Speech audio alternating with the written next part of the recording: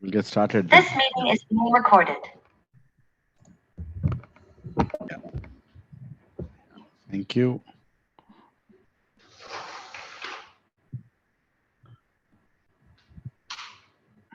Yeah. So thank you all for joining yet another Friday afternoon, a time when we discuss some varied topics which are useful in our career growth, in our performance at work, in our consciousness outside the work, and overall happiness, right? So all these topics are designed so that um, we can unveil some goodness in us and make and put it for use in our workplace, right? So today's topic is managing with hand, head, and heart, right? So hand, head, and heart. So it's a very important topic, um, which a lot of people in today's day and time are not realizing how important it is to put all these three into action, right? So, like always, I just read the brief about today's seminar, which is mentioned here on the slide. I'll just repeat it. The hand gives strength, head provides an idea, and the heart provides motivation. If you are connected to anything with all these three, we can achieve higher goals. The goal of the seminar is to help us connect with our own goals holistically to achieve the results beyond our expectations. When the purpose is high, we are self-motivated to cross all the limitations of hands, and we will use our best intellect to implement the best solutions, right? So we all have goals, and we sometimes struggle to achieve them, primarily because we just depend on our hands, ability of the hands, but we underestimate the power of the heart, right? So this seminar should empower you, should motivate you to achieve your goals. So with that said, yeah, managing with hand, heart, head, right? So there is a saying by this very nice saint. He has written many books. One of the best bestseller books, New York Times bestseller book, is Journey Within. His name is Radhanath Swami. Now he says the greatest leader is not one who is the only leader. The greatest leader is the one who inspires others to be leaders, right? Who inspires many leaders to take up the leadership roles, right? So that is a real leader.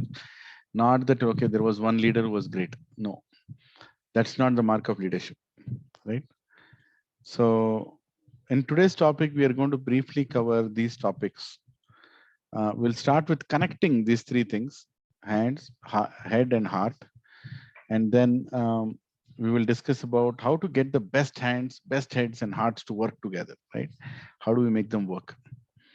Then inspiration, key to work from heart. Inspiration is key. How to be inspired? How to be inspired to work better, right? And there are different leadership styles. We're going to discuss about leadership styles to bring out the best from the workforce. Now, this is not only for the managers, but also for the workforce to think, how can they bring the best out of them, right?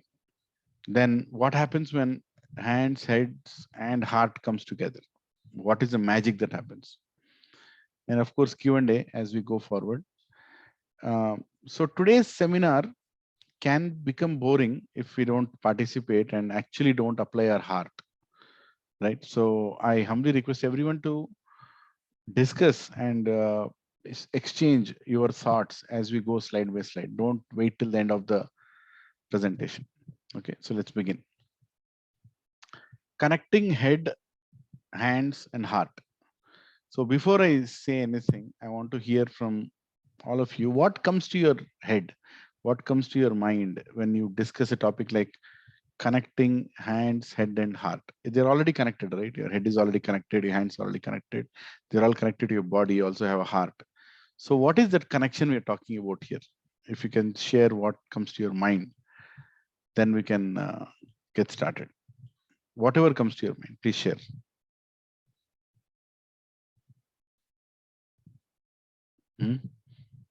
What are we trying to connect here? What is head? What is heart? What is hands? And why there is a need to connect them?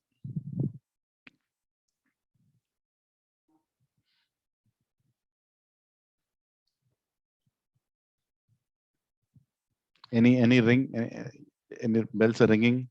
Whatever comes to your mind, you just share. So it will have some pretext.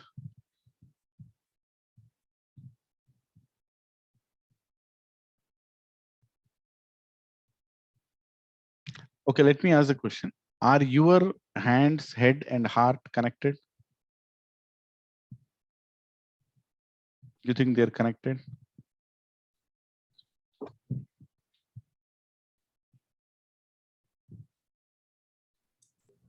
Yeah?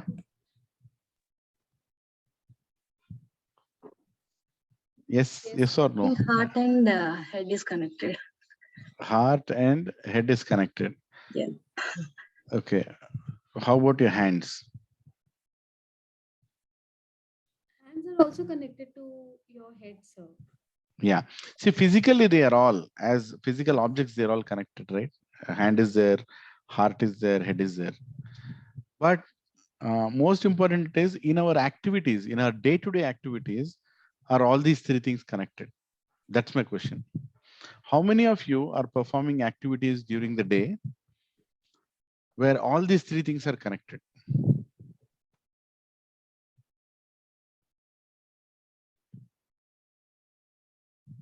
So on a daily basis, we are part of all this connectivity there, Okay, and all three.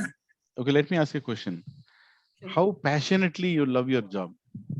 You can say no also, that's okay. Don't worry, it will not fall into your appraisal. It's very, let me tell you that I never used to love my job. It took me some time to come to terms with it, but now I'm trying to do a job which I will love, which I'm passionate to do. So how many of you are passionately connected to your job?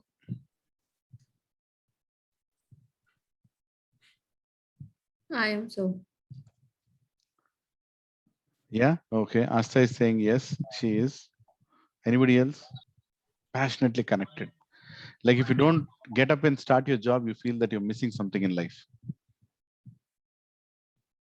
Are you connected like that? No? My God, that's not good news. See, your silence can be no. It can't be considered as yes. Right? 1 second, guys. 1 second. I just need 1 minute.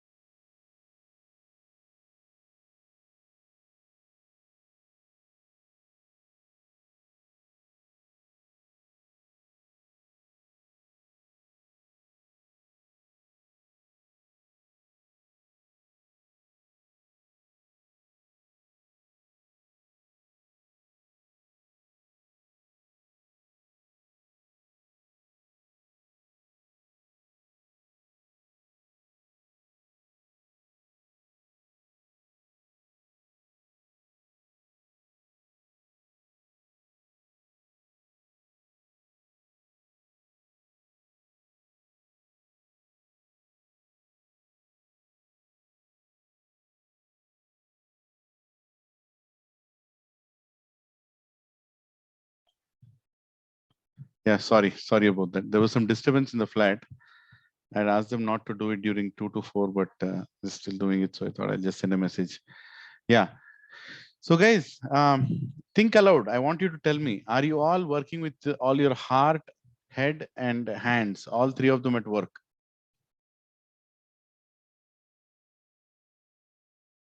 Yes, no. Or you're not sure? Yes, I do work Yes, with all yes, the of three. course. Yeah. Yeah, that's great. Because that is when we see results, right? Results come when whenever our heart is there and our hands are there and head is there. See, our head provides knowledge.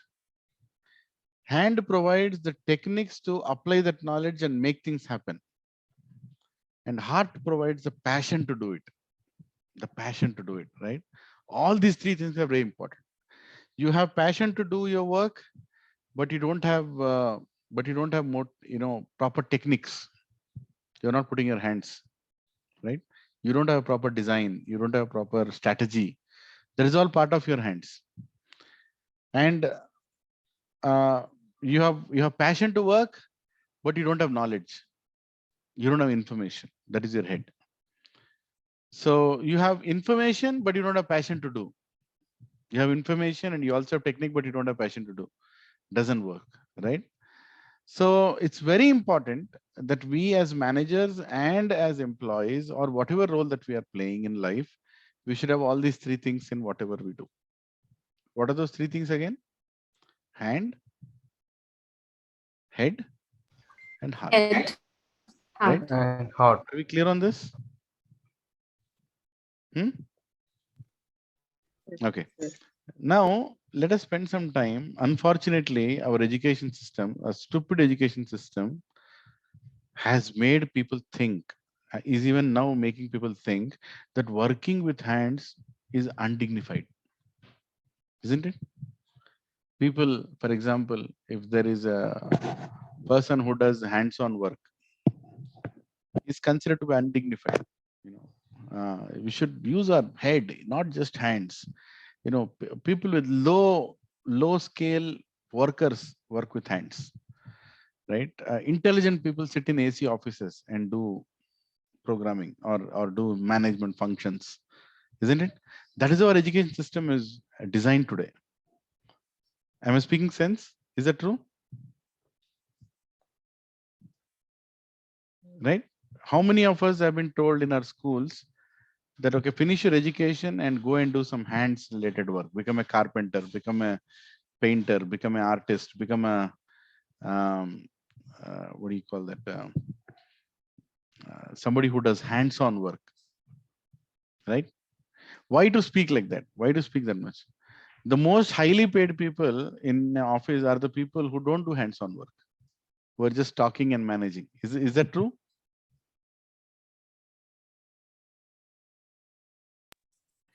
Yes, sir.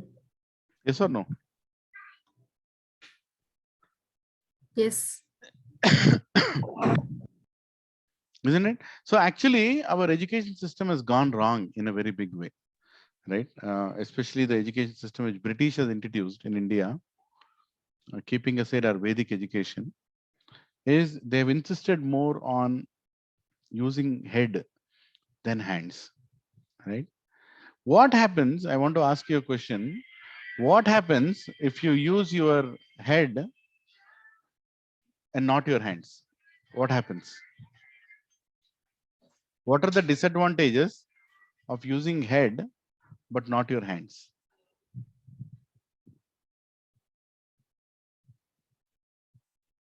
Anybody? How will you communicate? If you use your head, hand should be part of all these activities and all. So Yeah. you should communicate. Yes. You should build rapport with activities or your customers. So, for example, there is a 16. Yeah, one second. Parth. Okay. So, for example, there is a 16-year-old boy, a teenage boy, unmarried, and just for the sake of discussion, I'm telling. He's giving a seminar on parenting. He's giving a seminar on parenting. A 16-year-old boy, he's giving a seminar on how to take care of your infant children. What is the problem in him doing so? And would you attend that seminar? And if you're not attending, what are the reasons why you'll not attend? Lack of knowledge.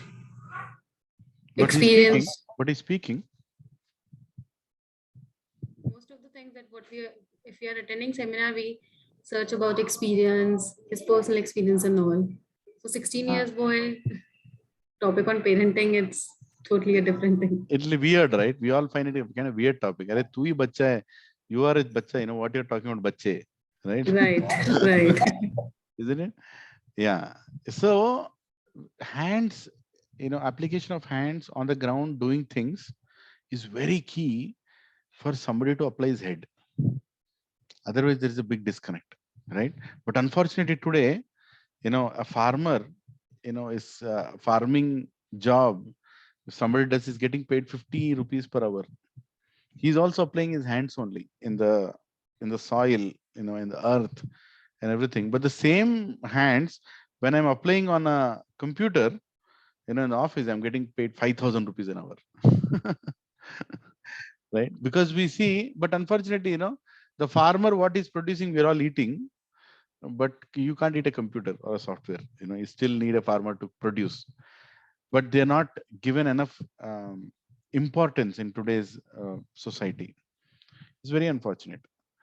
Actually, in Vedic society, in Vedic uh, days, in the ancient days, let me put it like that, more importance was given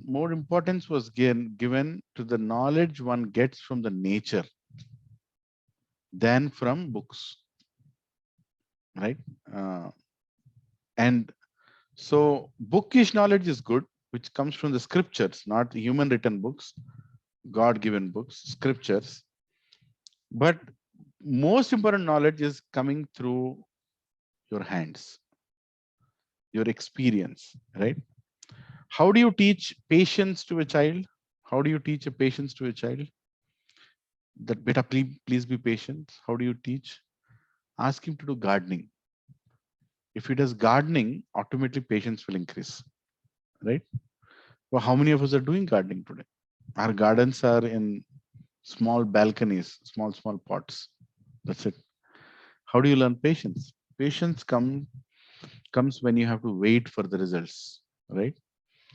You plow, you sow, you water, then you wait. Then you wait and wait and wait. Then you see the sprout, right? And some of those sprouts grow and become plants. Some of them just die. See, once what I did, I wanted to do some farming in my house. So I bought this big plastic pot filled with soil, and then I put dhania, coriander seeds, right? Because I don't know farming, I just throwed them everywhere, mix the soil, and said, okay, they're going to come. And within a couple of days, they were like 80 sprouts coming out of the soil. I said, wow, 80 sprouts, so much dhania is going to come, right? Then for the first 4 days, it grew like anything. Chuck, chuck, chuck, chuck. It became so big. It's like, wow, it's growing so fast. But after sometime they stopped growing only. Hardly they're growing. I'm like, come on, grow, grow, grow. I have to cut you and I have to use you in a curry, right? Organic stuff I'm making at home. But I had to be so patient that it actually took more than 20 days for them to come to a point where they can be cut. Another thing that happened is when I used to water them, I realized that 30 to 40% of the sprouted plants were dying when I'm watering them. Why? Because I have not planted them in a proper row. You see, I just sprinkled them everywhere and they were everywhere. 80 plants in one pot. And I have that accumulating tendency, right? I want more. So the same thing, give me more, get more, exploit more, pull more, extract more, make people work and get more work. The psychotic tendency that modern education gives is get the max, right? But the get the max thing doesn't work in agriculture. You have to put them in a row, and only on the row top you can keep seeds, and you have to maintain distance. So when you water it, the water flows nicely and every seed gets water. And water can't be stagnant. It has to keep flowing or it has to shrink inside. Some plants die if water just stands. And when you water, if the water force can go and make a lot of sprouted plants to fall and die. So if a farmer would have planted in my small tray, he would have planted in such a way that I might have got around, say, 40 coriander plants, but all of them would have been alive and I would have got some results. But because of my lack of experience and because of greed and because of accumulating tendency and lack of any hands-on knowledge, lack of any hands-on knowledge, I can't even plant plants, right? I don't know how to plant plants, and so many plants have died. Can anyone else share your experience in gardening here? Any teachings that you got when you're gardening? Anything? Were you successful or were you not successful? And if not, why?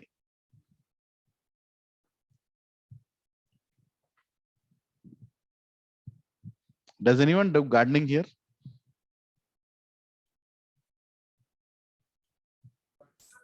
I do it, sir, but in the garden, in my balcony only, small pots and like that.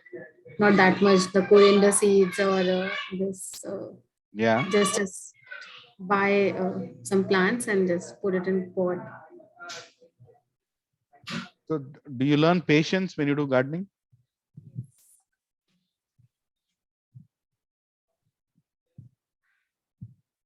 Yeah, Asa? Yes, sir. Yes, sir. Yes, okay. What other things do we learn when we do gardening? Just let us spend 5 minutes on that. It's worth it. I want everybody to answer. Come on, guys. Please, you all, whether or not you have done gardening, you can still answer. What are the things you think people learn when they do gardening? Patience is a key. Yes, patience is one thing which we discussed. What else? Learn how to plant. Yeah, learn how to plant. It Very Growth, gives practical. growth even also. happiness. Happiness. Yes, when it grows up, we'll feel very happy. You feel you have discovered the first plant on the planet. Not You like should that. grow like No, plant. no, I feel like that. I'm not joking. I feel like that. When, Okay.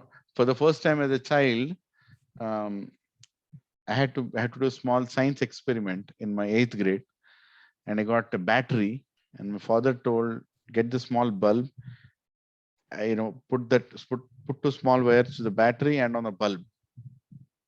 And for the first time when it glowed, I felt as if I'm Edison. I'm the first one to invent bulb. You know what I'm saying?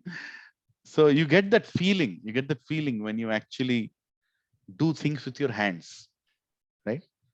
How many agree with this? You actually get connection to the world when you use your hands. With plants, we really connect it. Yes, right? With plants, not only plants, any activity you do with your hands, it's very important. Very important. Okay. Do you think a sales presentation which you prepared is more impactful than somebody else prepared?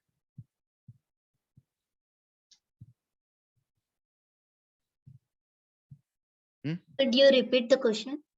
A sales presentation, right? You're going to a customer to do a presentation, sales presentation or any CRP, conference room pilot or a training.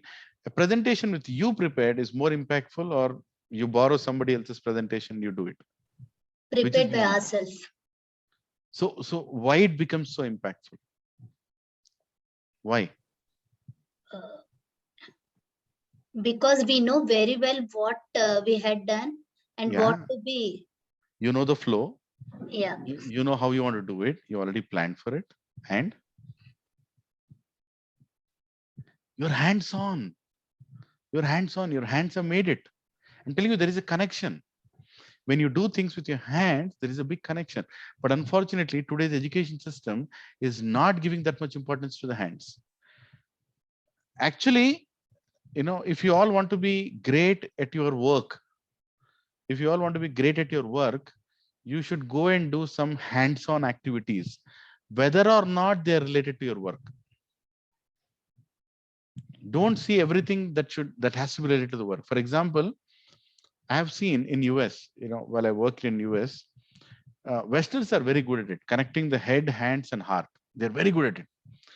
So I knew this guy, who was very good at what he does. He was a programmer. What was his name? In American Express Bank in Phoenix. This guy, no, not Scott. I forgot his name.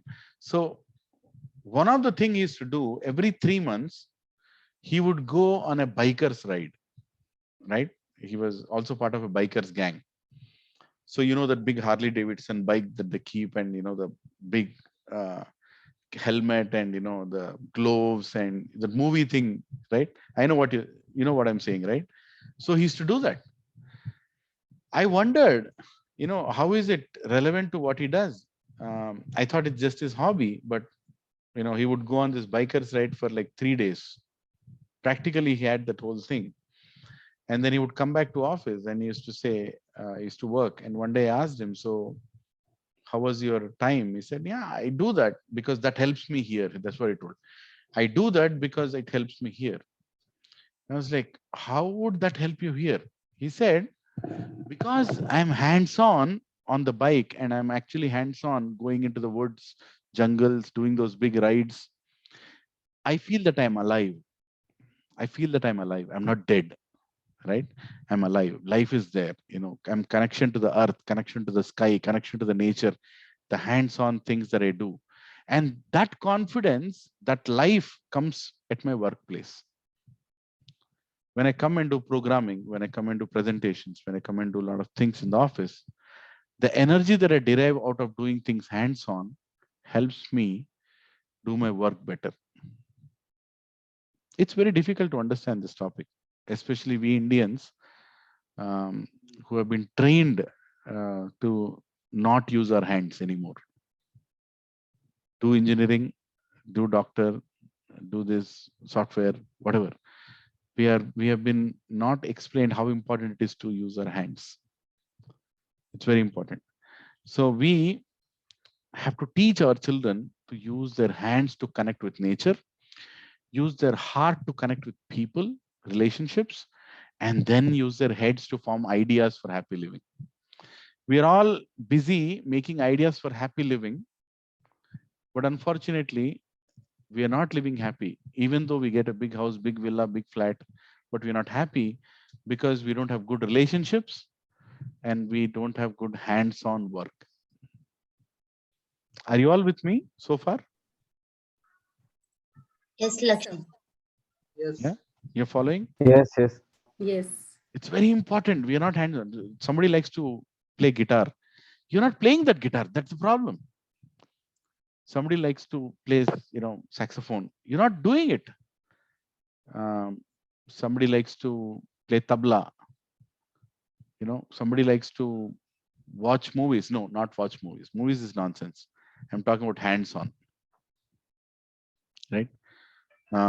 Recently, I made a sculpture. I like sculpturing clay and carving and all that. I do that. After a long time, during the COVID time, I was quarantined in my room. I got COVID. And then it so happened that I had bought some clay. What is it? Terracotta clay. I had bought that terracotta clay and it was sitting in my room for a long, long time. Then I said, okay, this is my time. I'm not working. I was having fever. Let me use that clay. And then I made this nice clay model of a personality. I had a picture in front of me, so I made. He is my friend's guru. So I wanted to give that to my friend. And believe me, after I made that with my hands, I had so much inner satisfaction and I had so much energy, as if I'm back to college days, that I want to do lots of work. After that, I can sit down and do 12 hours of finance work or 12 hours of training work or 12 hours of programming work. I can do any goddamn work because as a body, as a human, as a person, I've used my hands and I'm very alive. It's very difficult to make you explain, but you have to experience that. But have you understood theoretically what I'm trying to tell? Yes. Yes, Right? Lakshmi. Yeah, it's very important. So now let's talk about these three things. Today's topic is managing with head, hands, and heart, right? So head brings forward the knowledge and information. Hands bring the design and delivery of your work, right? Techniques to apply the knowledge at work. And heart brings the trust, acceptance, collaboration, and develop the essential relationships and connections at work. All these three things are important for you to be successful. All these three things, right? So head shows you are an expert in the field, right? You're expert with knowledge. Expert means knowledge, right? Expertise in the field. Hands shows you how to implement those ideas.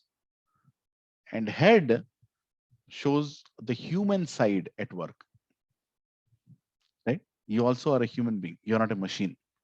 So you crack jokes, you develop relationships, right?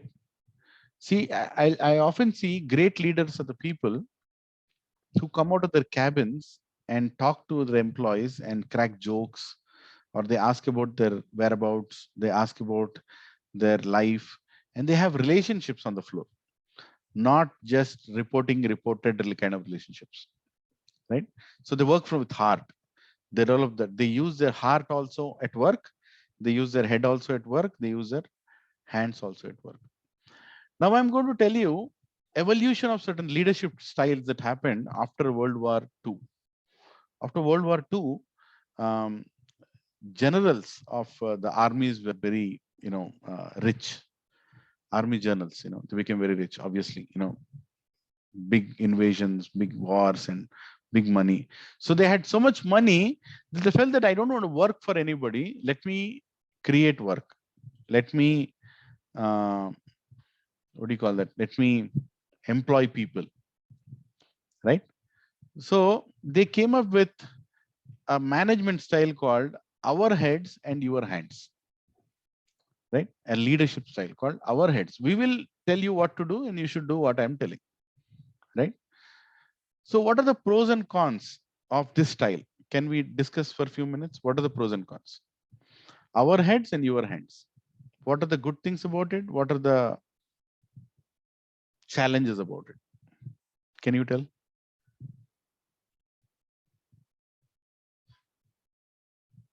Leaders doesn't know the ground level, the challenges. Exactly. That's amazing. Who told that point? Ravichandra from Sage. Amazing. That's a very good point. Actually, it's a very difficult point. A lot of people don't crack.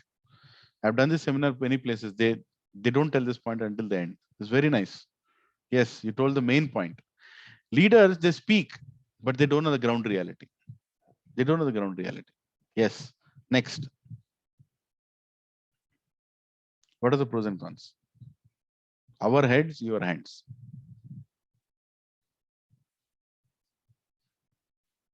Okay, what are the pros? In the interest of time, getting things done faster, right? Because you have expectation, you can get things done faster. And yeah, you fast decisions also, right? I'm the only one deciding. Only one head, so many hands, isn't it? I'm deciding it should happen. And cons, yes, practical problems on the ground not factored, like what just Ravi told. They just don't know, right? You're sitting inside your beautiful cabin and you're deciding things on the shop floor. Shop floor has different experiences. You got to speak to them, but you're not speaking. So that was a problem. Immature decisions. So these generals, the bigger businesses they started, they didn't last for too long. They didn't last for too long. This management style didn't work. Our heads, your hands didn't work, right? Are you all following, everybody? Yes. Yes. Yeah, okay. Yes. So then came the next management style. They went and saw the Japanese, right? Japanese industry was booming like anything. In the industrial growth, we all know the growth of Japan, right? In 70s, 60s, after the World War II, they boom, they just grew like anything, right? So their management style was their management style, bring your heads along with hands, right? They said, bring your heads along with hands. You also tell us what to do. We will tell you what we want to do. You tell us what we should do, right? Bring your heads also. Yeah, you have to do it, but also bring your heads. But there were also pros and cons in this technique as well. So can you tell what are the pros and cons in this technique? Come on, Things guys. will be delayed. Huh? Things will be delayed. Things will be delayed. What kind of things will be delayed? Decision making. Decision making will be delayed. Why? Because too many people are deciding now. Isn't it? Yes. What else? So that's the cons. What about the pros? Let's talk about the good things first. What is the So good thing in this? you'll have more and more ideas coming up from everybody. It's not like one person is talking and one person is taking decision. It's kind of a group who's taking a call or something like that. Yeah, you have more views, more viewpoints, right? And you have more buy-in. See, one of the reasons why Japan grew so big is because everybody felt they were involved in that growth. That's one of the most important things.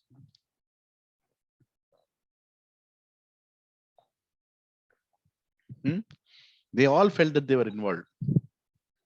Yes, we want to do something for the company. We have our idea and our idea is implemented with the company, right? Like that they felt. So coming back, top management would share the vision with all. That's another great thing of this approach. They actually shared the vision. They said, hey, Japan is in a very horrible condition. Let's revive. Let's revive as a country. Our vision is to become, excuse me, our vision is to become a very powerful company, powerful country. After the World War, after this big atom bombs are put on us, we want to come back to the whole world, right? So there was a very clear goal setting. The vision was very clear from the leaders to the people, and everyone's buy-in is to implement new solutions, right? They took a lot of suggestions from the people on the ground, implementing different kinds of new solutions. Self-motivated employees, because their ideas are being implemented, they used to contribute more. And total quality management, employee involved with vision. If the vision is, it went to such an extent that people, before buying, they would see, is it made in Japan or is it made in China? If you have a choice, guys, even now, made in China versus made in Japan, which one would you buy?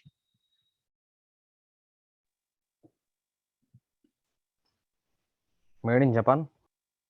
Why?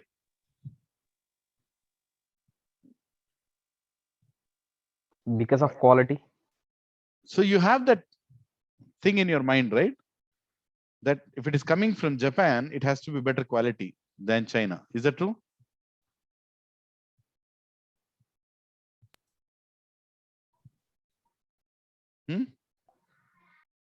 You have that impression in your mind that if it is coming from Japan, it's more quality than China. Is that true?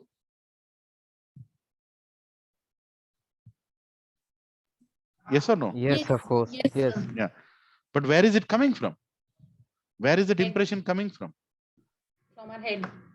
How many of you have gone to Japan and China? None of you have gone. But still you have an impression that if it is coming from Japan, it is having higher quality. Simple. It might be the same equipment making the same thing with different brand names in it in China and Japan, but Japan as a country is a very hardworking country. Is that true? And they are very, very visionary and intelligent people, right? So the whole impression of the country makes a contribution to the quality, isn't it? Yeah. So that is what is a pro. That is what is the greatest advantage of this method is bring your heads along with hands. Is employees are so involved and their clarity on vision of the company is so much that the quality automatically comes out. Are you following what I'm saying? You would never disappoint your customers. How many here have gone to Subbaya Hotel? Have you heard of Subbaya Hotel?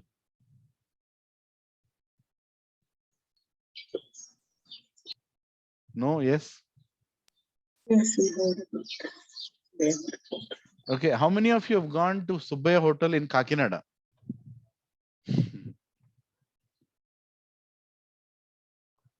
Kakinada is a place, right, where it started evolving. Is that true?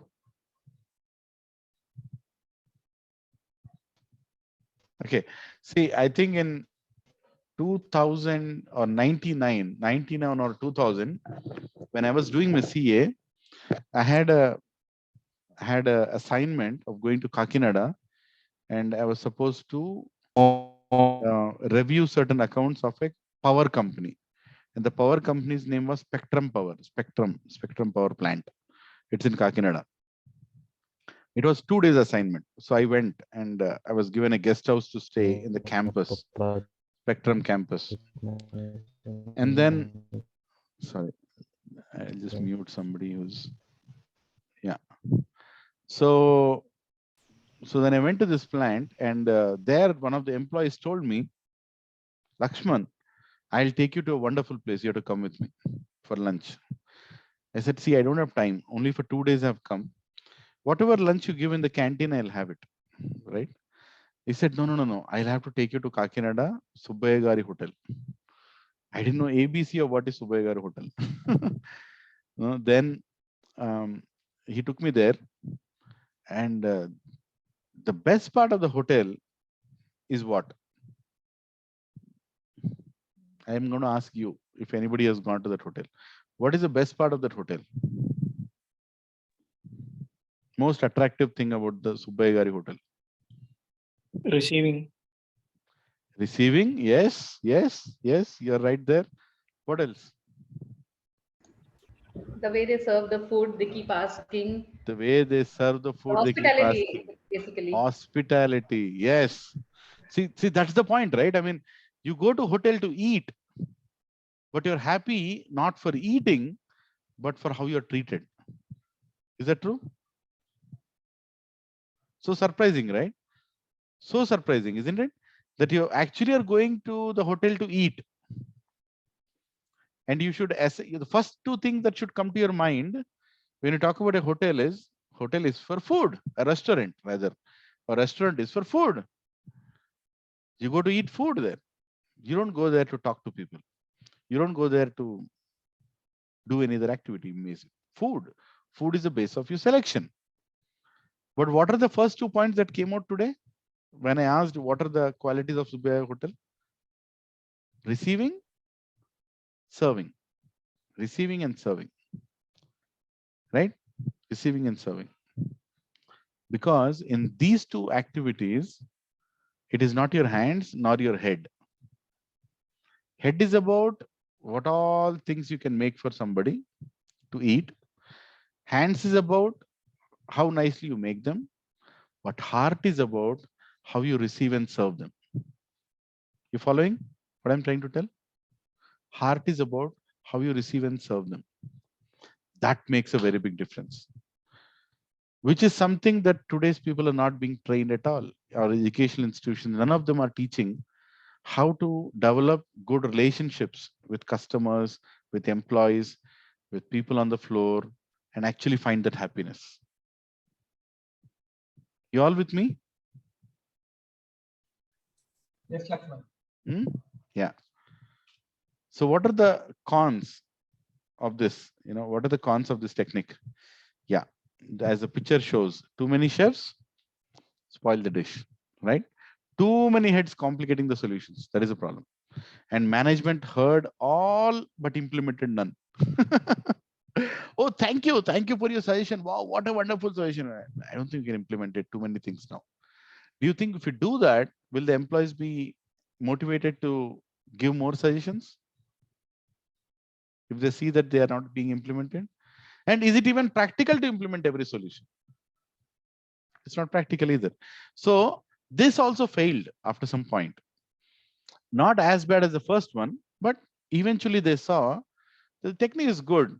Your heads and bring your along with your hands, but then the heart thing was missing. The heart thing was missing to a certain extent, right? So now we'll go to the next thing that happened, the American Revolution.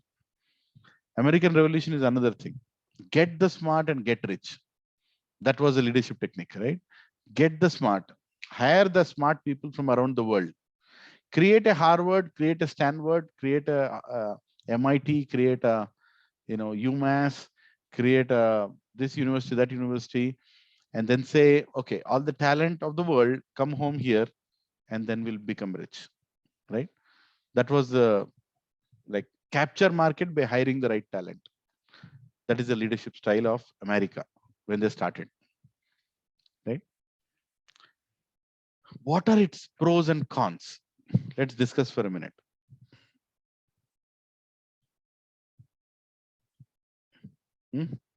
What are its pros and cons? You want to think what can be cons to this? Everything seems okay, right? Capture market by hiring the right talent. So what are the pros here? What are the cons? Come on. What comes to your mind? Capitalism and restriction of human resource.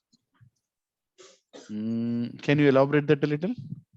I mean, the squeeze completely, with an intention to grow rich. The human resource will be exploited to maximum extent. Very good. Very good point. What else? That is a con. It increases creativity is one of the pros. Yes, it brings the right talent. Where you have the right talent, lot of new ideas, new creativity. Hiring from market. Get me this guy. Get me this guy. Americans went to such a point that they even bought sportsmen. Can you believe it? Because they could not produce a sportsman, they even bought sportsmen by giving them money and making them citizens of America. Can you tell me an example of one of the sportsmen they bought?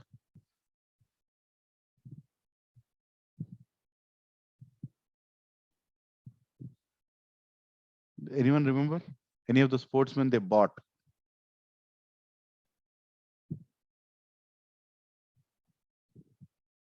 Just because they want to tell that this person is from America and America is getting all the medals. They even bought sportsmen. Forget about making sportsmen. So they had this, I think it was Steffi Graf, if I'm right. But anyway, I'll have to get back and check. So there are many sportsmen they bought, practically bought. They even tried to buy David Beckham, right? Because their football team did not have that fame. They even tried to do that, but he did go there to become their coach, but he didn't sell himself. So America is such that, get the right talent and become rich, right? So the pros here are immediate results by hiring the talented staff. Yes. Train the employees and make them ready for the next challenges, right? Just train them, equip them, and done. That's it, right? And they also adopted some body language techniques, right? America is famous for that. Body language techniques also they taught to their employees. What is one of the technique? Smile ear to ear. Like that, whenever you see a customer, just smile. Have you seen anybody doing plastic smile in your life?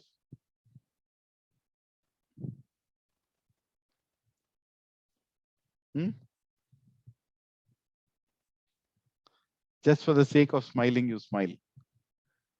Right? Even when there is no need, you smile. You want to keep the customer happy, so you smile. You want to keep your boss Most happy, of the so you politicians do. Right? Many people do that. 1 week before the appraisal, everybody smiles at their bosses. Is that true? We'll get to know next month. Next month. Big plastic smiles, right? What else? Shake hands to shoulders, right? These are all techniques, American techniques that they adopted. They don't just shake hands, also give the another hand on their shoulder. Yes, thank you very much, like that. What happens when you do that? When you also shake the hand, one is shaking the hand, second is also put the hand on the shoulder and then shake hand. What does it mean?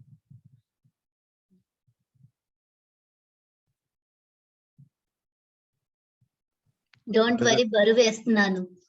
Huh? Don't worry, బరువు వేస్తున్నాను. Don't worry. బరువు తెలుగు బరువు. బరువు అర్థం కాలేదు. So putting responsibility on your shoulder, but you need not worry. We are sure that you will take care of that. You're giving assurance. We are together. We are more than just shaking hands, right? These are all body language techniques. Huh? Don't think they are all. Of course, naturally also they come to some people when they actually believe in it, but they're all body language techniques. Holding just not shake hand, but showing by holding different hands. Have you seen that? Right? You shake with one hand, but immediately put another hand and say, okay, we are there with you. We are with you. We are partners, like that. See just the body language.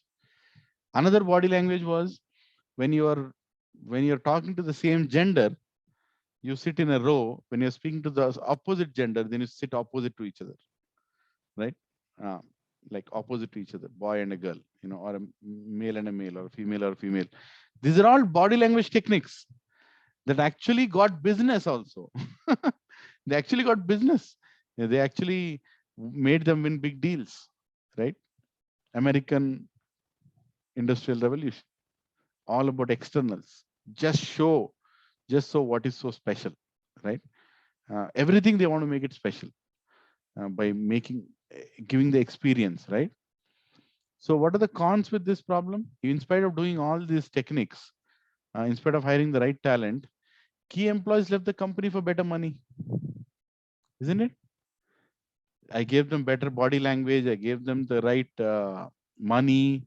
I brought the right people, but did they stay with the companies? No.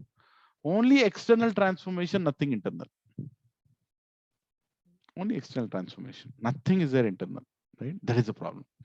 So one of the biggest problems that America faces today is the attrition of talent. They keep losing the right people. You're trying to get the right people to do the right thing, but the right people don't stay with you for too long. That is the biggest problem. So why they don't stay with you for too long is a question that Americans started asking. Okay, I thought I'm getting the best talent. So head and hands is great. Head and hands is working great, but they're not working great. All these techniques brought business and companies for short run only. So big question is, where to find loyal, hardworking employees with integrity? That is the question, right? Where can I find employees who will work loyally for me using all the talent, and they'll also stay with the company in its ups and downs? You all understanding what is the problem with whatever technique that we just discussed?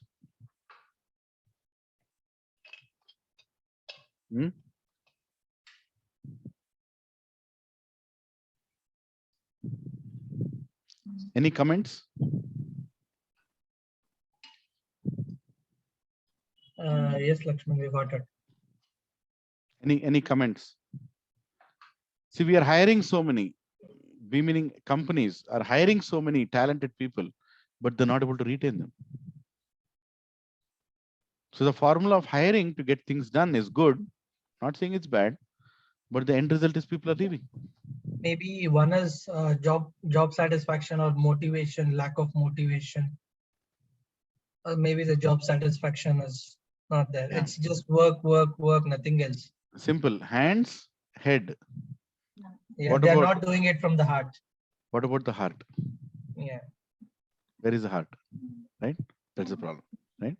So they did try many of them in search of the best employees, right? See, I'll tell you a surprising fact. Monday to Friday, what do?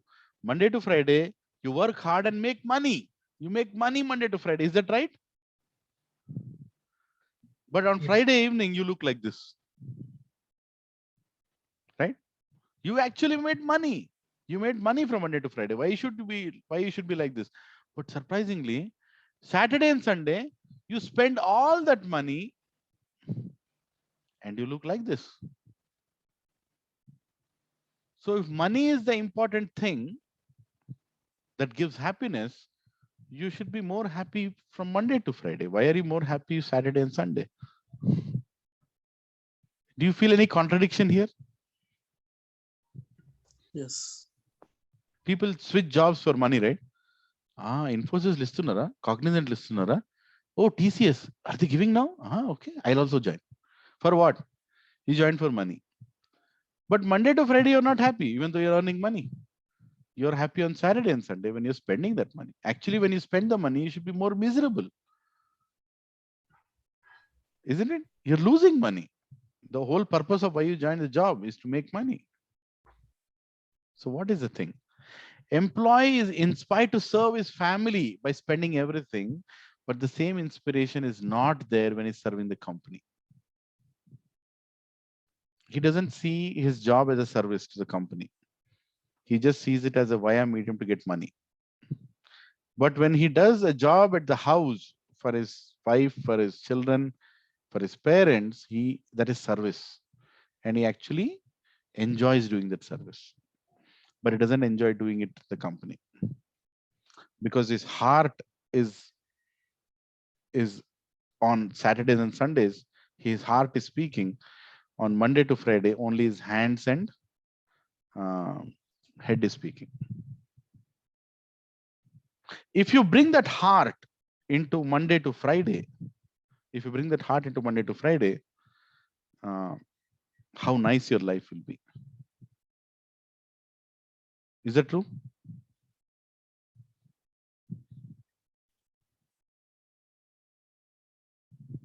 Yeah. Yes. Yes, no? How many? Any you guys want to share anything? Lakshman, I'm Surya this side. Yeah. So I would like to ask one question, Lakshman. Like suppose, and I would like to understand. I know like what exactly you are saying. I know what is the importance of art. Basically, we are talking about working with the passion, with the love. Only then we can get the results out of it, and we can enjoy the things. But at the same time, let's suppose if I'm a doctor and doing some operations, so can I do the? Will I be able to complete that operation with emotions and with heart if I'm using the heart during that time? Yes. If you use your heart, then what you will do, you will not just depend upon your abilities, but you'll also become prayerful for some higher powers to help. Right? As a doctor, if you're just using your hands and head, then you're completely only thinking about your abilities. There is no passion, there is no compassion towards a person. You're just treating him like a machine with your abilities. But when you put your heart into it, heart prays.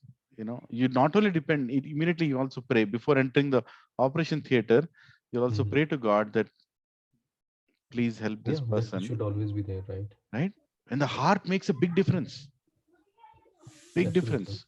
Heart doesn't make you weak. Actually, heart makes you stronger.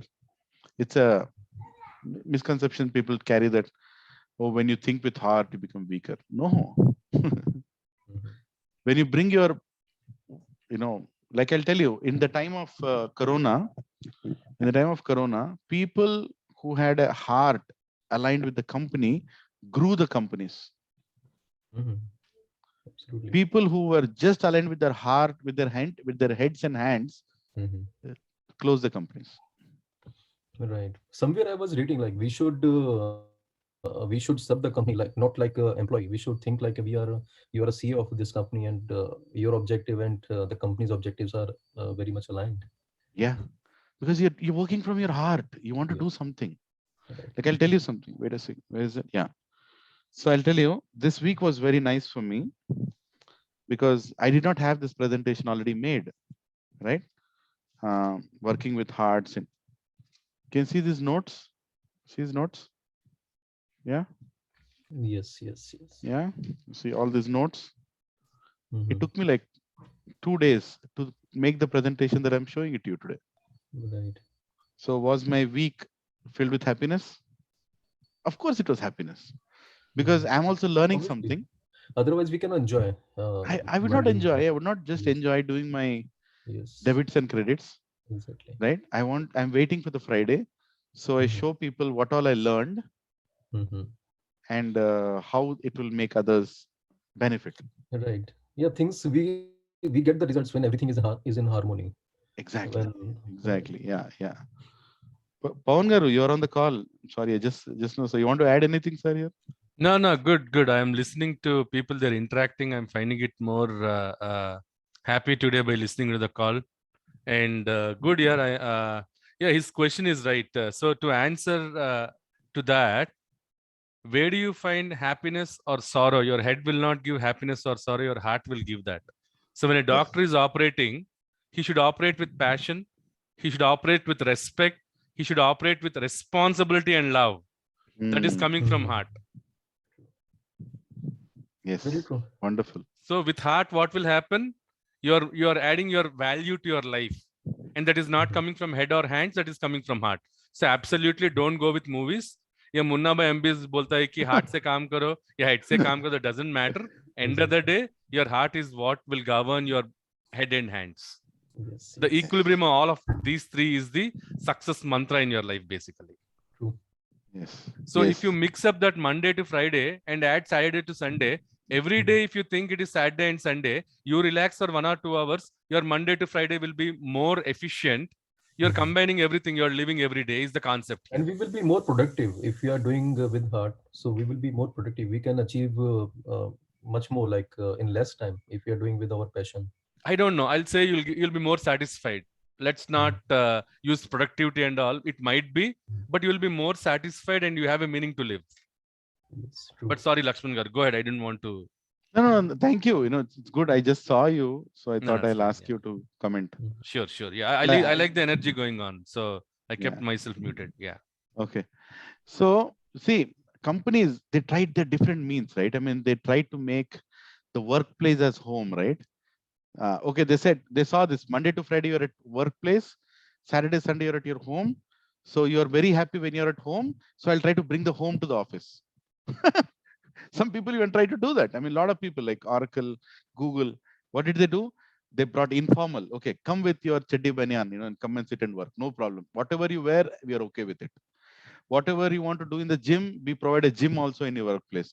Whatever you want to play in your house, we provide a video game parlor or a table tennis table or a tennis court in the office, or best restaurants, best cafeteria inside the office. But did that work? I'm asking a simple question. Google provides all this. Microsoft provides all this. Biggest of the companies provides all this. Then why there is attrition? Have you ever thought about it?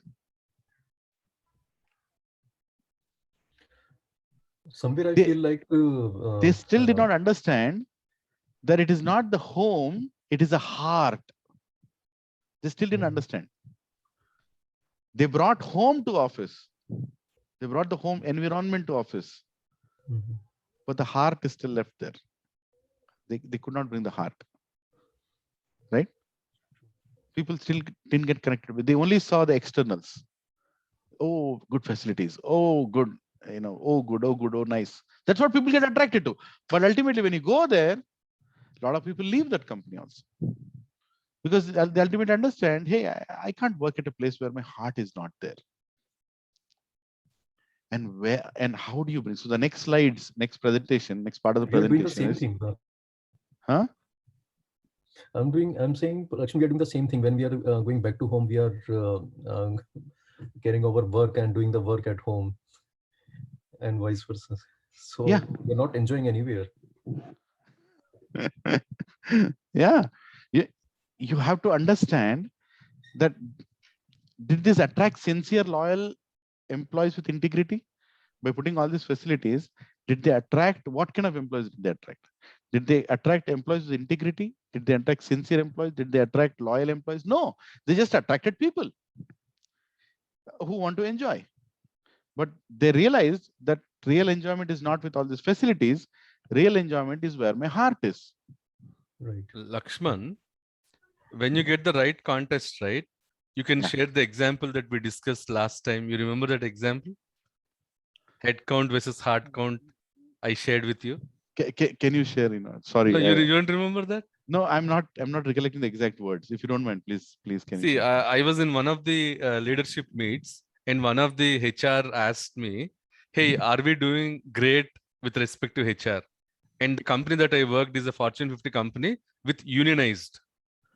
So I was so young at that time, probably around, I would say, this was the time around 2005-6 time frame. So I stood up and said, why would HR always say head count versus heart count?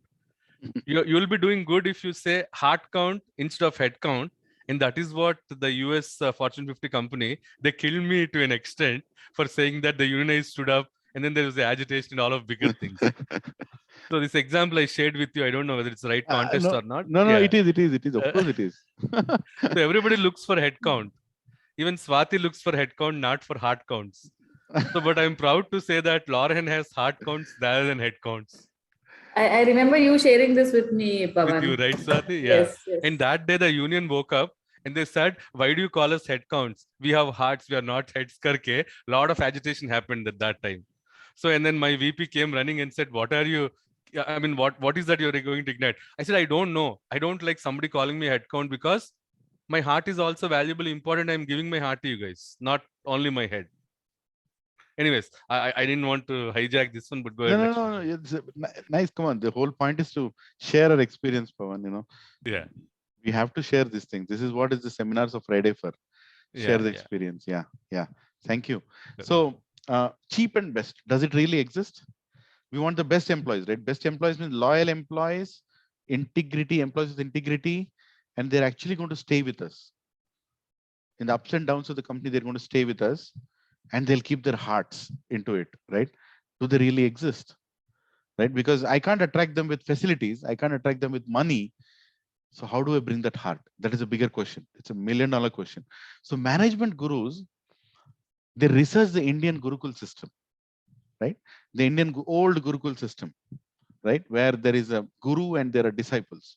So they found out that all the disciples who are attending that Gurukul, they're sincere, they're loyal, they're hardworking, they are integrity also. They didn't change Gurukul now and then. They didn't, I mean, not only just the study part, even the later on working in that place, but at least the best million dollar thing that they found, they're not taking any salary to work. Cheap and best. Actually, it's free and best. Right? They actually research this and then what is going on here? I have these big companies, big buildings.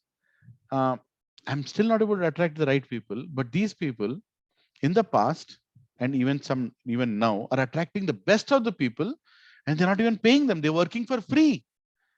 They're working for free. For the institution, they don't get paid any salaries. So, what is the secret? So the real question is, what inspires them to work selflessly for the satisfaction of their spiritual master? The guru, spiritual master. What can make an employee working in the company get those values? That is the question, right? Something that they're doing in their spiritual life or their spirituality, the same passion with the same for their guru. Why are they not doing it for their boss? They should. Can we bring this? So that was the biggest question. Actually, there is a research done on this. That not only in India, they found this culture even in Japan. The spiritual culture was prevalent in Japan, China, and India, as compared to the rest of the world. Western society look forward. What is going on here? How come these guys are growing so exponentially amid crisis, and they are so loyal, in what they do? So what is that secret, right? So this was the evolution of a thought process, right? Now enhancing the heads, hearts. So coming back to the same, right? Skills, creativity, inspiration. Skills from the hands, creativity from the head, inspiration from the heart. So behind the skills is the hands, behind the creative is the head, behind the inspiration is the heart. Now companies try to enhance it. Skills, they enhance through trainings. Creativity, they enhance through research and development. But how do you enhance a heart? Again, the puzzle starts. What can the company do to inspire its employees from within? Right? What can it do? What is that big secret which can make employees a greatest asset of a company, and they start employing their hearts? Are you all understanding the question, everybody? I'm trying to put the question and again, 2-3 slides. Is that how do you inspire an employee to put his heart at work? That is the bottom line.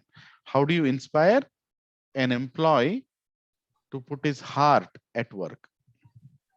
Because if he puts his heart at work, then for him, Monday to Monday is 1 week, not Monday to Friday. It's Monday to Monday. He doesn't count any time anymore. He's working all the time, and he's also enjoying it all the time. and is also making money all the time, and is also satisfied all the time. You know what I'm saying, right? Yes, Lakshman. And How do you somewhere, find that? somewhere, Lakshman, I feel like if we can find out the belongingness, if we can listen to the employee and we can listen to his personal problem, only then that particular employee will be able to. Yes. Yes. Very good point.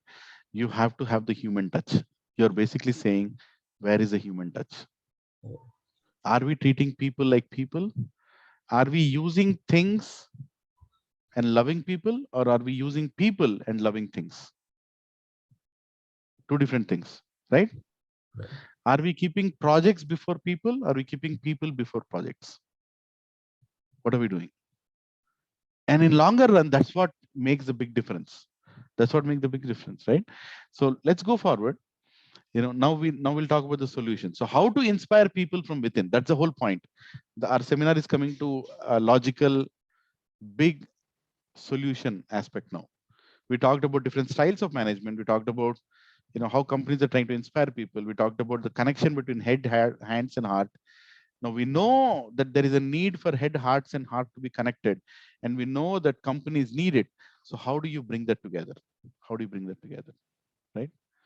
Very important. So inspiration comes from inside, but some things from outside can awaken it from inside. Right? Inspiration is something that comes from heart, but there are some things you can do from outside which can influence the inside. Can anyone tell me what is that one thing that will inspire you to bring your heart to the office? When I will feel, Lakshman, like I'm not working for other person, I'm working for myself. Only then I can bring. Yes. So you're working, you're relating yourself to the work. Yes, great. What else? How can you bring your heart to the office? What can inspire you? What can inspire you? Lakshman, I'm standby. If you want me to call out, you can call out. I'm waiting for the others to answer. So Oh, when you sure, call sure. out, I'll give you an answer. Okay? I'm No, you standby can. for You can. No, I don't want to answer all of them. I want to wait and see what our next generation would answer, anyways. Bringing making mentor more than managerial framework. The framework should be that which mentors would be mentors driven framework is what. Mentors driven framework. Wonderful answer. I really like that one, Ravi. You actually told the answer. Let's wait for a few others also. Mentor driven framework. Yes. Anybody else?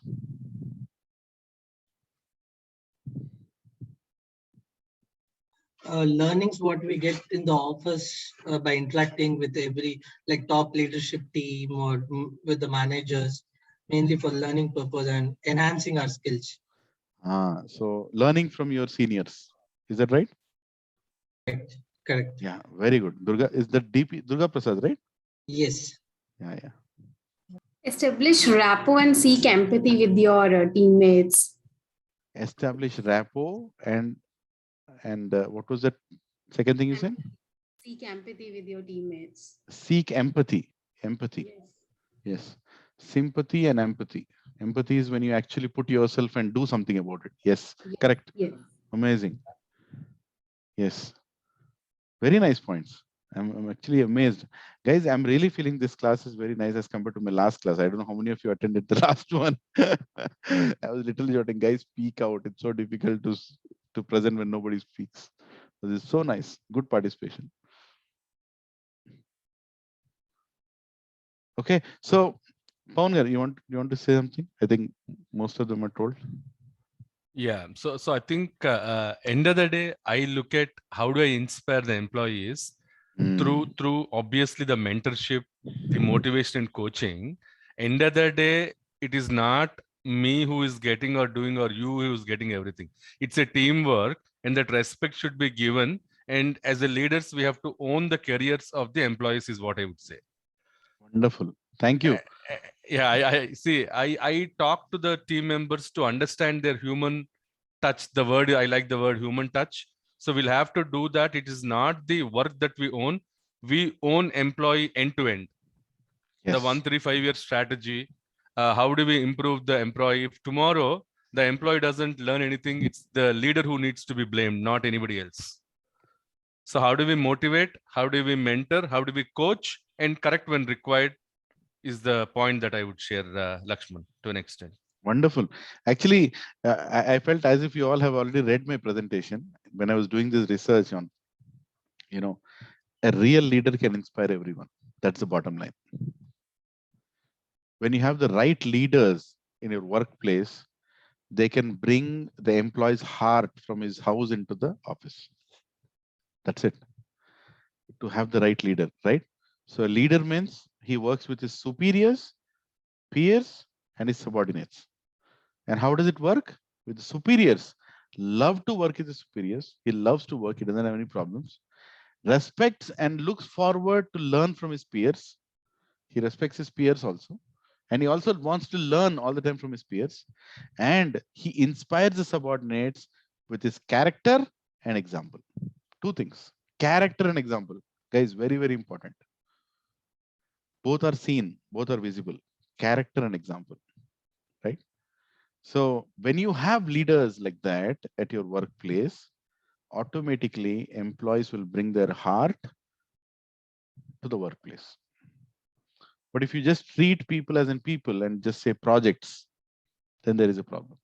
So there is a beautiful shloka in Bhagavad Gita, if I can quote, Yadyad acharata sheshtas tatta tevataro jana sayat pranamam kurte lokastadan vartate. Lord Krishna is speaking to Arjuna, is saying, whatever action a great man performs, common men follow. And whatever standards he sets by exemplary acts, all the world pursues. Such a simple, basic thing, right? Saying whatever a leader does, the whole company follows. Whatever a leader does, a whole company follows, right? And whatever exemplary acts he does, whatever examples he sets, whatever wins that he shows, whatever support that he displays, everybody will get affected by that. And he creates so many leaders in the whole equation. Now, I'll tell you the beauty of, I have taken this from this section that I'm going to show next from a scripture called Srimad Bhagavatam, where there is a discussion about a king called Gaya. His name is King Gaya, Gaya, King Gaya.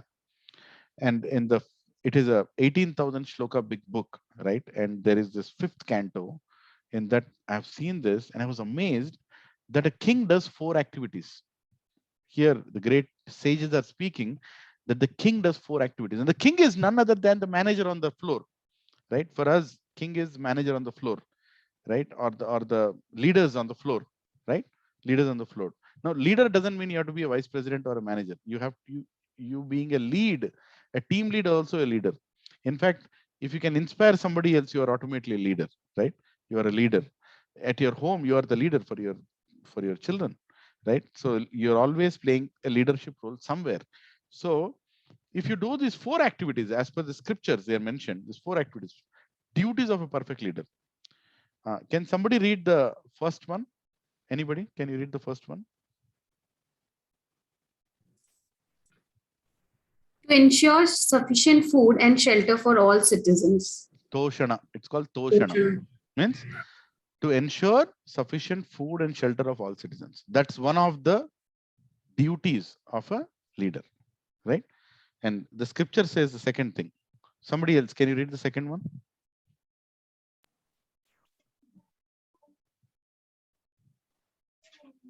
Anybody else? Purnam, distribution of gifts to satisfy them. Purnama. Purnama means distribution of gifts to satisfy them. Next, can anybody else read the third one? Calling meeting and speaking sweet, thoughtful words to satisfy the people. Upalalana. In Sanskrit, it's called Upalalana. Means what? He calls for meetings and he speaks sweetly. Sweet words, very important, guys. You think that is the biggest asset. Just imagine you go home after a very tough day, you go home, you open the door and your wife opens the door and says, darling, please sit down. I'll get a coffee for you. You look so tired. Let me make you happy. Sweet words. That's it. The guy will immediately pack his bag, come back to office saying, I'm so energetic now. Isn't it? I mean, sweet words, makes a big difference. A leader should learn to speak sweetly with his people. At least do that when you are doing such in certain sessions, right? Thoughtful word to satisfy the people. Upalalana. It's called in Sanskrit, it's called Upalalana, right? Fourth one. Can anybody read the fourth one? Anushasana, giving instructions. I can't see the last line, Lakshman. Sorry. Giving instructions on how to become God conscious, good citizens, right? Giving instructions, Anushasana. Now, if you see the sequence, it's Toshana, taking care of their necessities, Prinama, giving them gifts and motivating them, Upalalana, making them feel heartfully connected, right? And then Anushasana, meaning then giving instructions to achieve the results, to make them, in this case, it's about becoming good, God conscious, good citizens. But the same principles, what was mentioned millions of years ago in the scriptures, it also works today. A leader is supposed to do these things, right? Toshana, Prinama, Upalalana, Anushasana. If we do this with our teammates, that's enough for them to bring their heart to workplace, right? It's a very beautiful thing, that when you engage with people, you motivate them by becoming part of them, right? When you're speaking to a child, you behave like a child. When you're speaking to adult, you behave like an adult. You can't behave like an adult to a child, and you can't behave like a child to an adult, right? Both will not work, right? So you have to have the skill of connection, of connecting with people and making them feel that you are wanting to be part of the problem, or rather you want to contribute in solving their problem, right? See, doesn't mean that we have to go and ask their personal problems in life. Like a leader doesn't have to go to the employee and say, but tell me what happened with the second girlfriend. You don't have to do that. Or tell me what is your wife shouting at you? Or tell me, did you mess up with your finances? Tell me if you had a real estate deal loss. You don't have to get into that level of detail. Getting personal with the employees doesn't mean that you have to know the personal problems of the employees. Getting personal with the employees means to tell them that their presence in the office is very special and they are very important people for the organization, and telling them that we are available to help them in any way possible so that they can remain that important person in the organization. You don't, if the employee discusses his personal problems, well and good, no problem. You can hear it, you may not solve it, you may not completely solve it, you can recommend you with the experience, but if the employee speaking is personal, means he actually values the company. As simple as that, he actually values the company. When somebody is going through some tough time, and we all go through tough time, guys, okay? Life is not going to be same. Life is going to be dirty, in different situations, right? It puts you in so many difficult situations. You might be working 14 hours a day today, but something that can happen in your life can make you work for 3 hours a day for a month. At that time, the company stands with you and says, okay, we understand. We'll wait for you to be back, but we are there to support you. Those words are enough that the employee will come back and work 18 hours because we have shown that understanding. And genuinely, he tries to come back. It's not like he exploits the liberty given by the organization. It's both the ways. But the exploitation comes when the heart is not there. But if you bring the heart of an employee to the workplace, you don't have to do anything more. Just trust him and he'll come back and do what's needed. Are you all okay so far with these 4 things? Toshana, Prinama, Upalalana, Anushasana. These are ancient principles. I'm trying to bring the ancient wisdom for the modern times, right? So still works. Do you think it's applicable? Yes, sir. Yeah. Okay. So now we'll come to 3 types of leaders, right? There are three types of coercive power leaders, hands. Second is expedient power leaders. It's called expedient, only heads, right? And third is legitimate power leaders, hearts, right? So coercive means they rule with force and fear and anxiety, they'll get things done. They know how to get things done. They will push you to the corner, put you under the bus, they will get it done. They know how to get it done. Imagines that everyone is happy. They don't come and inquire if people are okay on the floor. They're like, they're okay. I'm paying them, they're okay. I'm paying them the salary. What else can I do? They're okay. All my employees are happy. They'll never try to get employees feedback. This coercive power leadership, right? They even envy their own subordinates. Like for example, one of the subordinate became very close to the customer. They immediately feel that, oh my God, he's becoming very close to the customer. So I think customer will give his feedback to my boss, and my subordinate will get promoted and he'll become my boss. They are so power hungry that they'll never allow their subordinates to grow. They'll never allow, right? That is called coercive. And use all means to get things done. They don't care which way. They'll just get the things done, all the means, all the ways, right? That's all they care. So unfortunately, my friends, 99% today what runs in the name of management is coercive power only, unfortunately. And that's the reason you see so much attrition, so much dissatisfaction, so much aggression, so much depression, so many problems at the workplaces. Expedient power. Expedient power means mutual agreements by showing carrots. Right? This is another extreme end where you say, okay, you know what? You get this deal, I'll give you a free trip to Australia. or you finish this by this time, I'll give you a promotion. Right? Or you make this happen, I'll give you some very good position in the company, right? Something like that. Or I'll give you a certain percentage shares. The problem with this is it's all about exploiting the greed of people. It's all about, okay, I know that my employees are greedy. I know how to play the carrot. I'll throw it and get it. But another problem with this is sometimes promises are not fulfilled because you can't fulfill all your promises, isn't it? You keep promising. At one point, like, I can't. And when you can't, then the whole thing falls apart. Right? Did you all understand the coercive power leader and the expedient power leader? Hands and head, right? Yeah, that's the problem. But a legitimate power leader is, now very important words. I read this from a very, very good author, and then I'm quoting it here.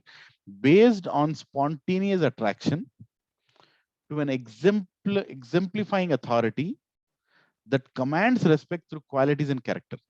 That is called a legitimate power leader, meaning he attracts people simply with his character and his example and his qualities. He just attracts people, right? And he gets that authority out of respect. People simply are attracted to him. That is the greatest leader that we're talking about, right? A person who works with hearts, a person who, I'll not say plays with hearts, he works with hearts. He brings the heart into the project. I'll tell you one example, guys. Is a real-time example that I'll tell you. I don't want to name the person. Take it in the right context and understand. Okay, I'm going to share something that really happened. This happened when I was working in a company, Wipro. That's okay to share the company's name. So there was this customer in the Central America, and they gave a project to Wipro to finish it in 5 months' time. They gave it in 5 months' time. The pre-sales guys became greedy to get the project, so they showed a 8 months project like 5 months project. They had to compete and get the project. And the delivery people, they did not have the right people to do it in 5 months, but they also kept quiet, saying, let us see when it comes. And there was one delivery manager, a DM, who was working with the customer, trying to get things done. People started working 24 hours a day.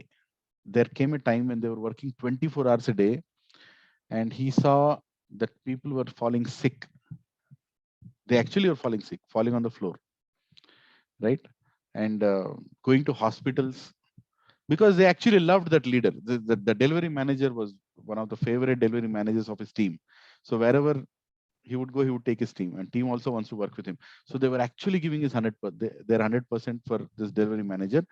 And what has to be done in 8 months was trying to be done in 5 months. Around 4th month time, when the delivery manager saw that a lot of his team members are falling sick, not only his, even the customer side, when the customer side, people were going through some very difficult phase because they want to achieve the date, right?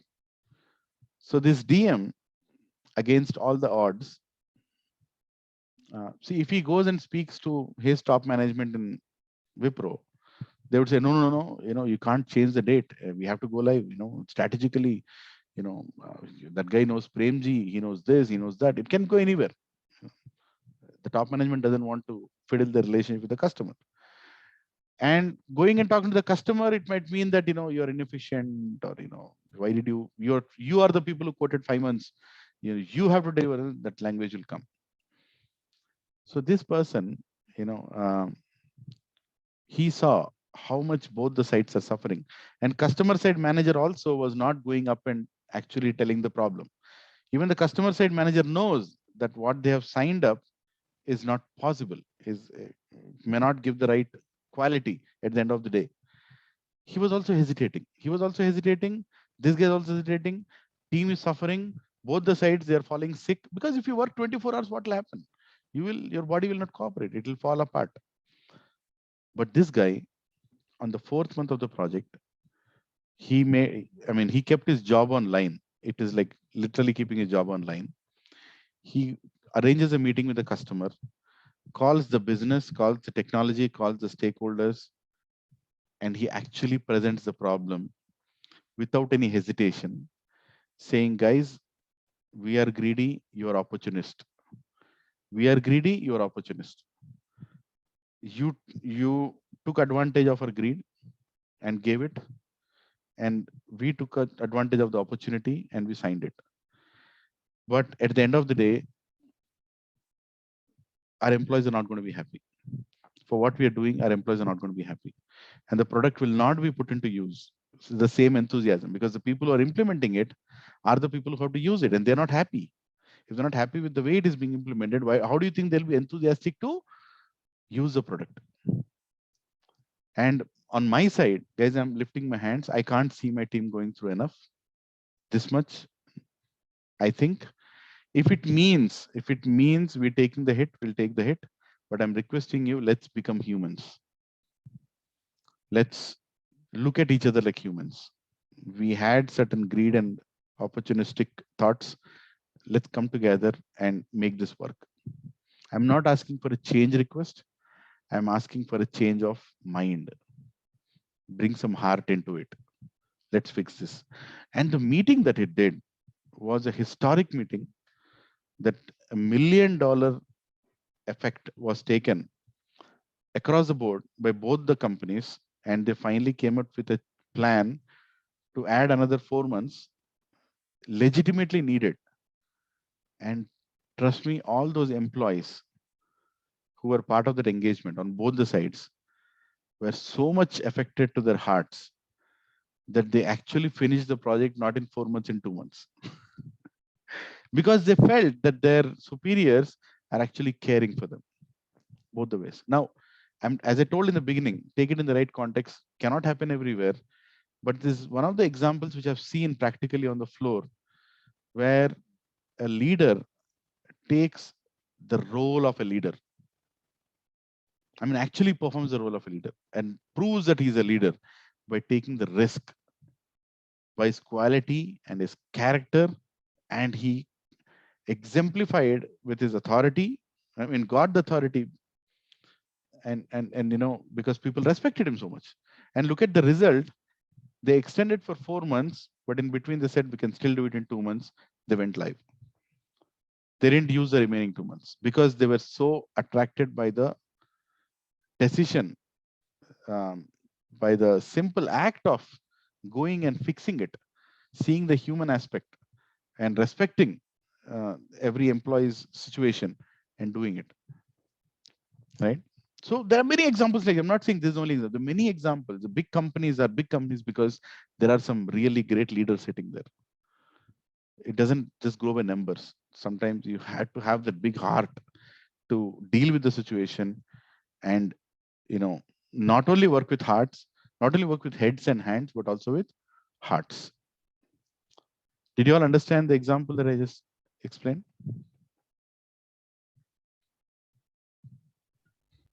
Yes, Lakshman. Yeah. So it can work in different ways. There are many such, so you should remember that, we are working with people and you have to motivate a motivated employee. Don't you think the people who are part of that project will never leave that company? They'll never leave that company because they've seen that our suffering is recognized and seen and reciprocated by the company, right? By my seniors. So an inspiring leader does many things to motivate and bring the heart, right? He is highly productivity focused. He is assertive to the demands and balances the expectations.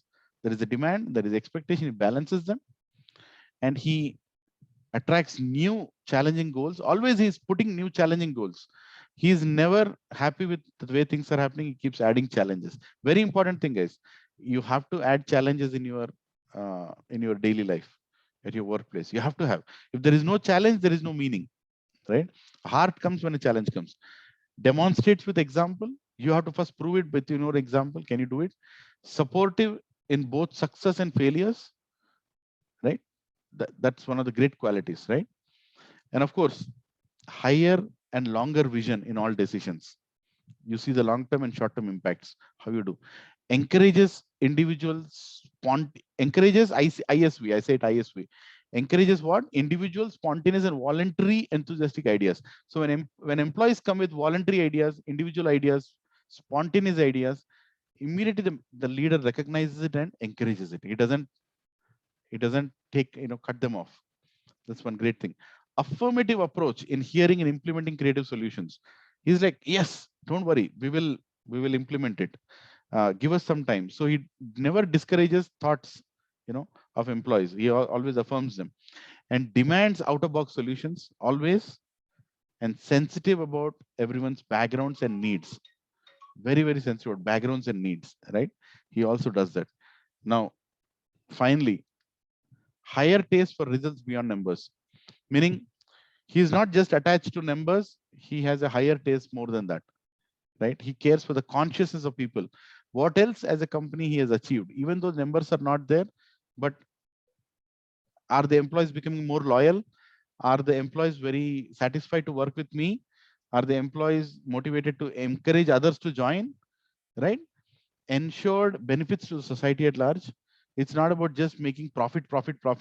It's about what way this project and what way this company is helping the society. That's also another thing that he always sees, right? How am I contributing back? All round care, physical, emotional, spiritual, intellectual. All the things is take care. That employee has some ideas.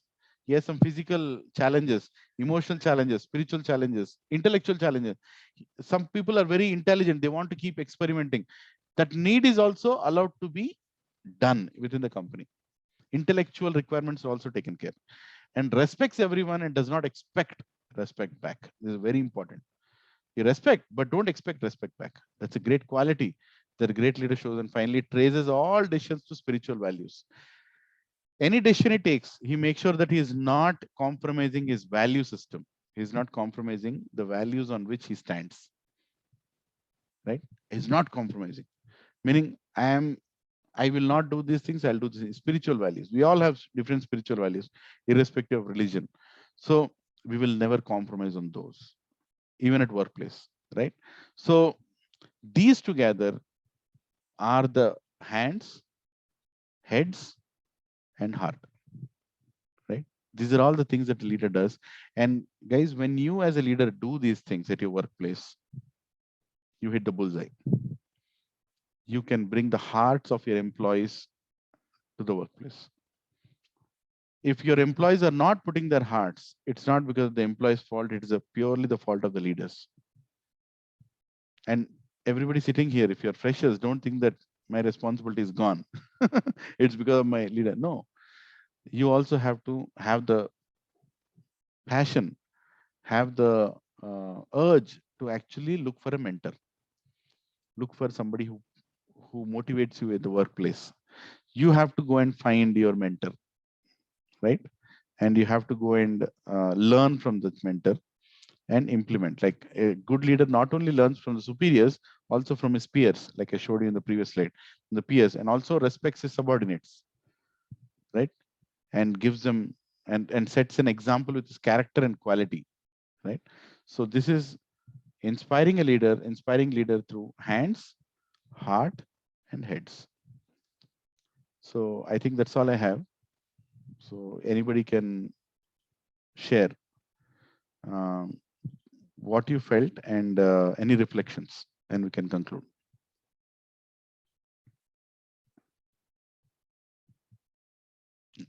Floor is open.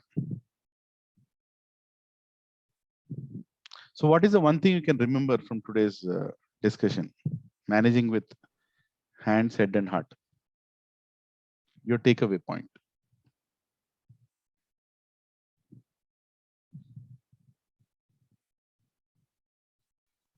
So one is what I have taken as Lakshman. One is that we have to respect everyone. It's not like the only managers. We have to respect each and every individual in the organization and hear what they are saying. And if you're not implementing, at least hear them out and don't disappoint them with saying that straight away no. Maybe diplomatic answers, or maybe say that we can use this somewhere else, wherever it is necessary, something like that. Don't demotivate anybody, any individual in the organization. Hear it out, hear everyone's ideas and all those things. That is one. And always try to work from heart, hands, and head. Not try to only do it, because all these three has to be combined when you're doing some work. Then only we'll have a very good result, right? And yeah, these are the two things what I have taken, and really appreciate for your efforts what you put in to prepare this presentation and all those things. Actually, I missed last week session because I had some client calls, and also I was thinking what would be the new thing that you'll be teaching today. And I saw the recordings when Swati shared. So it is really nice that it's kind of a refreshing, Lakshman. I start my work early in the morning at 3:30. I work for Australian shift, but I never try to miss Friday session. Thank you. Thank you. Thank you so much. Thanks. So this is Durga Prasad. He is the success factor guru, and he works for a client called Bingo Technologies. Wow. Or Bingo Industries. He wakes up in the morning around 4 and he does his shift till 12. 1:30, and it goes beyond sometimes. Yeah, I know, Durga. Thanks for all the support, Durga. Highly appreciated, man. Thank you. Thanks, thank you. We bank a lot on you, Durga. Thank you, Lakshman. Thank you. Yeah, anybody else? Anything? Any other takeaways? Pawngar, you can, since you are there, you can. No, Lakshman, this is really good, Lakshman. People have things to improve themselves, basically. Everybody knows what needs to be done, but a direction is important, how and when it needs to be done. So my takeaways, like as usual, I'm trying to follow is, I really do it for passion. And if something is not passionate, I will make it as a passion to make happy. Realistically, not everything is a happy scenario for all of us. Sometimes there are things that we have to do it, but please do it with passion, because this is your life. Every second is given to you by God. This is nobody's life, guys. This is your life. And enjoy the moment. Even though challenge comes, enjoy it, because you're getting that challenge at a time where you can handle it, rather than sometime later when you can't handle it. Enjoy the ride. This is the happy scenario that every moment is important to you guys. And be contented and be happy and blissful, joyful, happy is what is a takeaway in a Yes. nutshell. And collaborating with head and hands, that equilibrium is very important basically. So some people say, oh, my head is saying something, heart is saying something. You have to make sure they align to each other. That's a bigger challenge that every one of us have. And some people know the purpose of life. I still don't. So I think there's a long learning for me. These sessions to make sure I learn, Lakshman. So it's a good time that you're investing, and keep it going, Lakshman. That's the Thank you. one word that I can leave here. Yeah. Thank you. Thank you. Thank you, Pangaru. And I'm really appreciative for everyone who is giving your time on Fridays, trying to make it as useful as it can be, and need based also. If you are in need of any particular help, topic that can help you, please don't hesitate to write to Swati, and we will try to make a useful seminar out of it.